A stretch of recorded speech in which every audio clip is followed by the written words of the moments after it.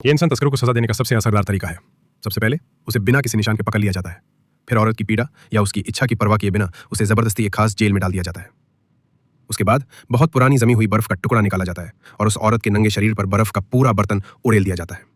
इससे तस्कर धीरे धीरे उस दर्द और सच्चाई को महसूस करने लगता है। फिर उसे मोटे ताबूत से ढक दिया जाता है ताकि वो तड़पते हुए भी बाहर ना निकल पाए। कुछ ही मिनटों में बेचारा और नीच तस्कर साफ समझ जाता है कि सिर को छोड़कर उसका पूरा शरीर सुन्न हो चुका है। बेबसी और डर से वो कांपने लगता है। जब वो पूरी ताकत से सिर घुमाता है तो डर के मारे देखता है कि उसके पहले पकड़े गए साथी पहले ही जमकर मर चुके हैं। अब वो सिर्फ उनसे बातें ही कर सकता है। लेकिन उसकी निराशा और बढ़ जाती है क्योंकि जेल वालों का इरादा उसे छोड़ने का बिल्कुल नहीं है, बल्कि जब वो मरने ही वाला होता है तो उसे बाहर निकाला जाता है। फिर जैसे तैसे जब उसमें थोड़ी ताकत वापस आती है तो उसके ऊपर 150 डिग्री उबलते पानी से भरी बोतल उड़ेल दी जाती है। आखिर में उसे ऐसी जेल में डाल दिया जाता है जहां दिन रात का कोई फर्क नहीं होता।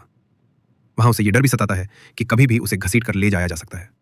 खाने के लिए दिन में 3 बार बस सुअर और कुत्तों का खाना दिया जाता है।